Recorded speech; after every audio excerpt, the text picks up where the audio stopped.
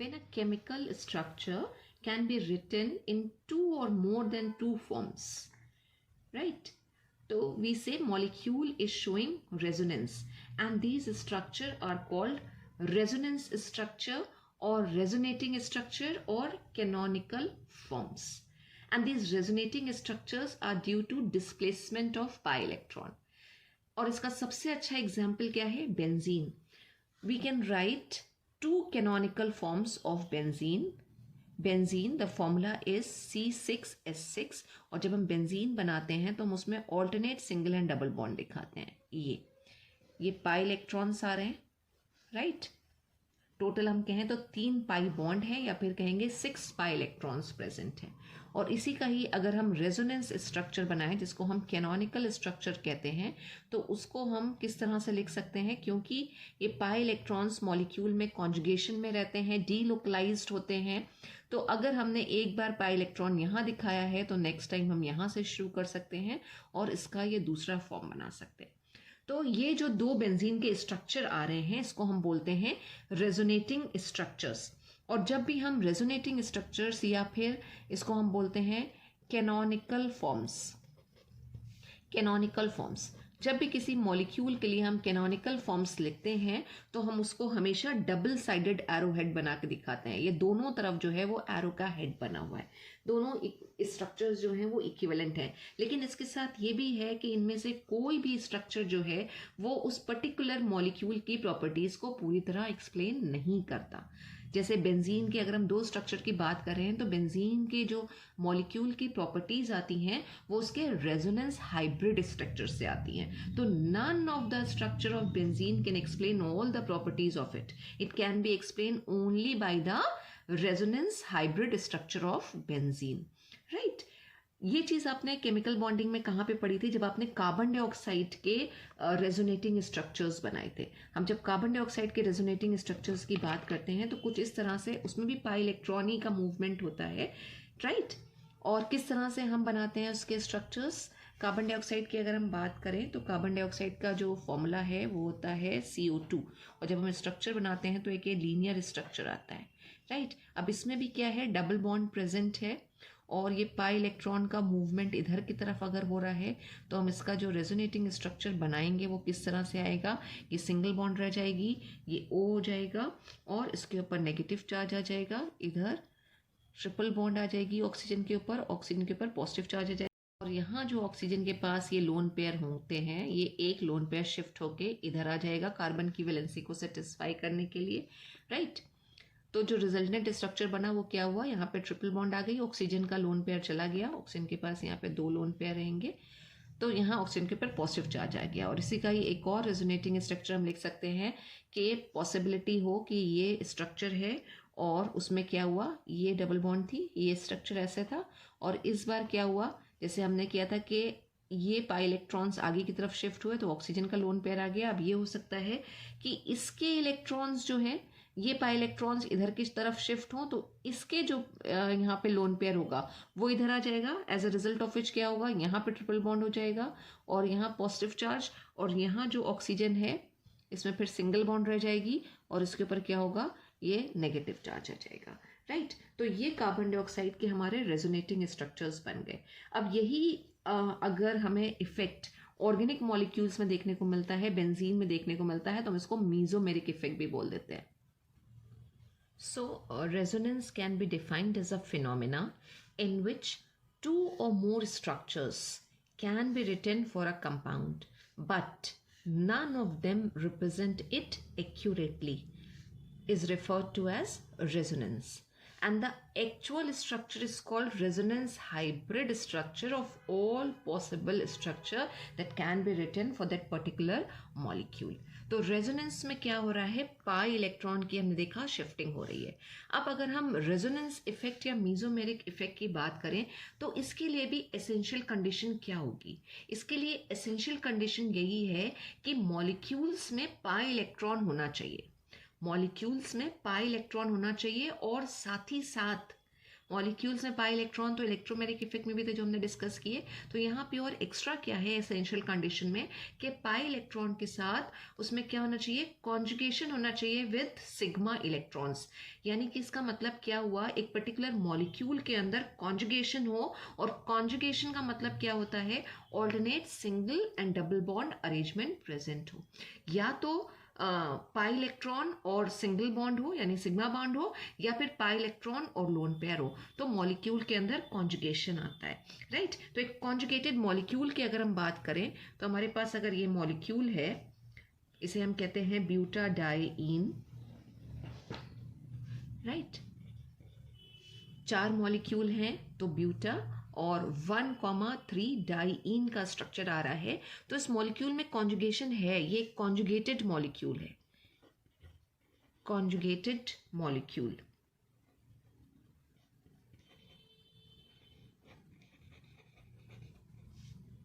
Conjugated molecule क्यों है, conjugated molecule का क्या मतलब होता है, एक ऐसा मॉलिक्यूल जिसके अंदर ऑल्टरनेट सिंगल और डबल बॉन्ड अरेंजमेंट हो। जैसे बेंजीन एक कॉन्जुगेटेड मॉलिक्यूल है तो ये रेजोनेटिंग इफेक्ट शो करेगा, double bond single bond, double bond single bond, double bond, right. तो कॉन्जुगेशन है, बेंजीन के अंदर भी कॉन्जुगेटेड मॉलिक्यूल है।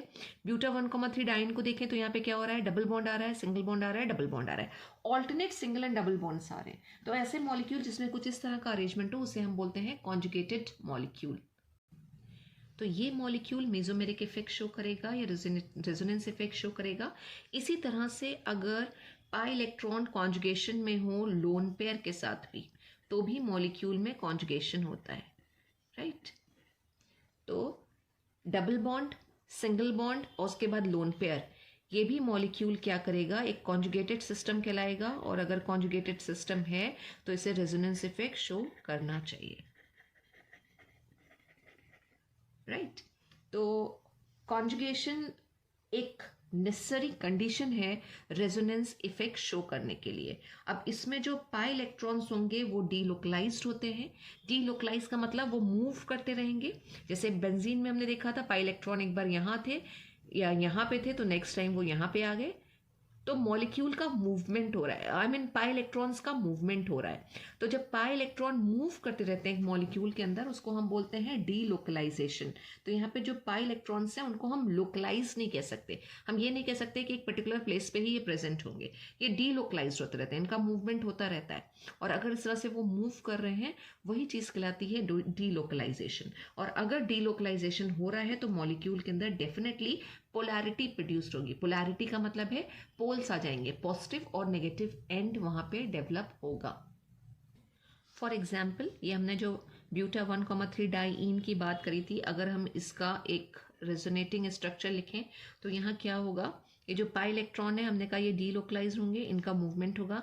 तो पाई इलेक्ट्रॉन अगर यहाँ पर आ गए, राइट, तो ये वाले पाई इलेक्ट्रॉन क्या होगा, यहाँ पर आ जाएंगे। As a result of which जो हमारे पास यहाँ पे एक और कैनोनिकल फॉर्म आएगी, वो कुछ इस तरह की हो जाएगी, CH2, यहाँ पे सिंगल बॉन्ड रह गई CH, ये डबल बॉन्ड हो जाएगी CH, ये सिंगल बॉन्ड रह गई CH2।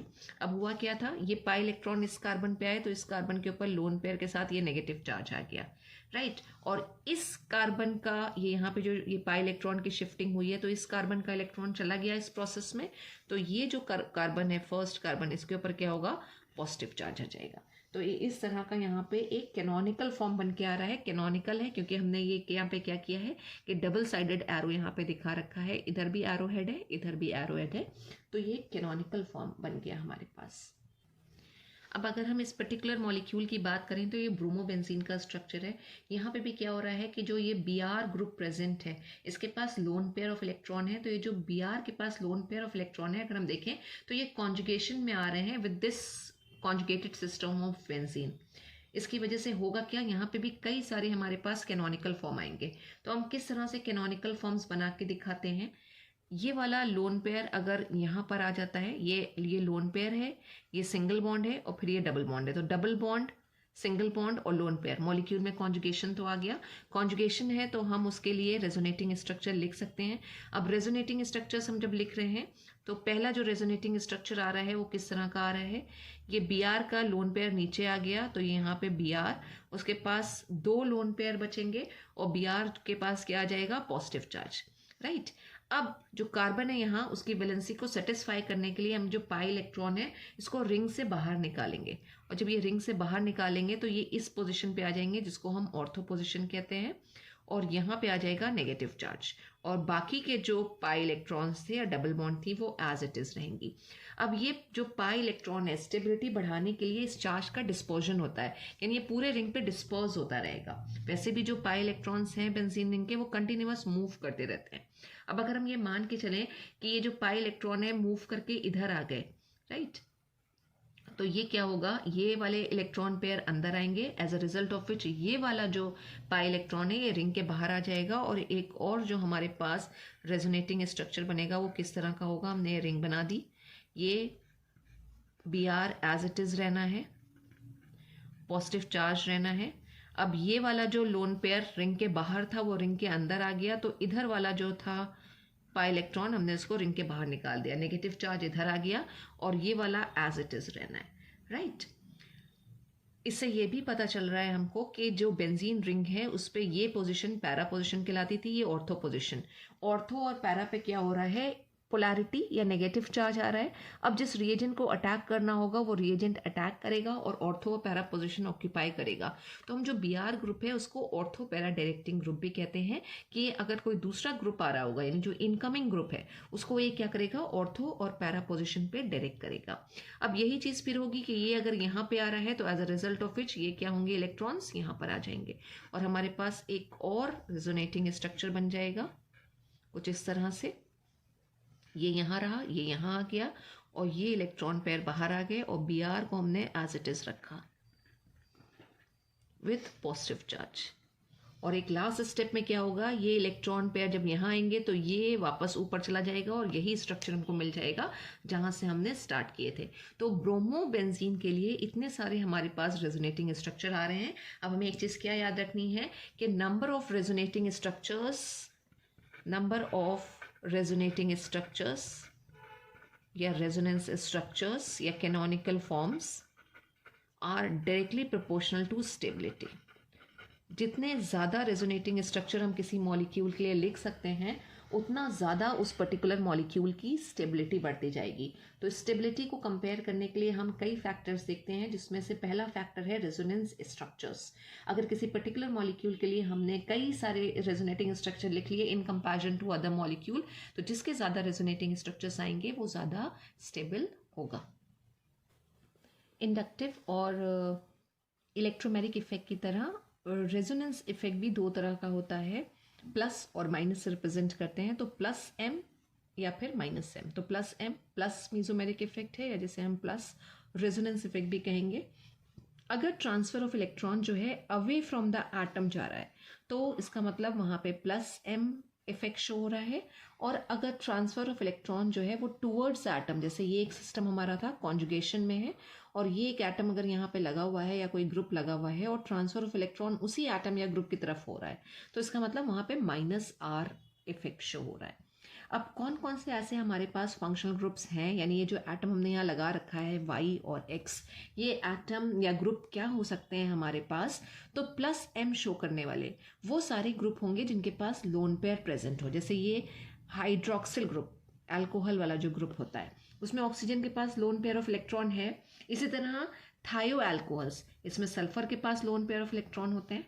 तो जिनके पास भी लोन पेयर ऑफ इलेक्ट्रॉन है, जो lone pair of electron donate कर सकते हैं, जैसे यहाँ पे ये जो एक्स है lone pair of electron donate कर रहा है कॉन्जुगेटेड सिस्टम को, single bond, double bond, single bond, right. तो ऐसे सारे ग्रुप्स जो हैं वो प्लस एम इफेक्ट शो करेंगे, राइट। और माइनस एम या माइनस आर इफेक्ट शो करने वाले कौन से ग्रुप हैं, ऐसे सारे ग्रुप जिसमें डबल बॉन्डेड ऑक्सीजन प्रेजेंट है, राइट। जैसे कि नाइट्रो ग्रुप जो है वो माइनस एम शो करेगा, यानी ट्रांसफर ऑफ इलेक्ट्रॉन जो होगा वो टूवर्ड्स द एटम या ग्रुप होगा। और ऑब्वियस सी बात है यहाँ डबल बॉन्डेड ऑक्सीजन आ गया तो ये किधर शिफ्ट होकर जाएगा, इलेक्ट्रॉन पेयर इधर, तो ये नाइट्रोजन क्या करेगा, इधर जिधर भी सिस्टम की तरफ ये कनेक्टेड होगा उससे इलेक्ट्रॉन को ये पुल करने की कोशिश करेगा। यही चीज साइनो में होगी। यही अगर कीटोनिक ग्रुप है, एल्डिहाइडिक ग्रुप है, या फिर COH ग्रुप प्रेजेंट है, या फिर COH के कोई डेरिवेटिव है। डेरिवेटिव को हम कैसे लिखते हैं, ये और ये लगा के और उसके साथ ये R लगा दिया तो ईस्टर आ गया। तो ये जितने ग्रुप हैं सारे के सारे -M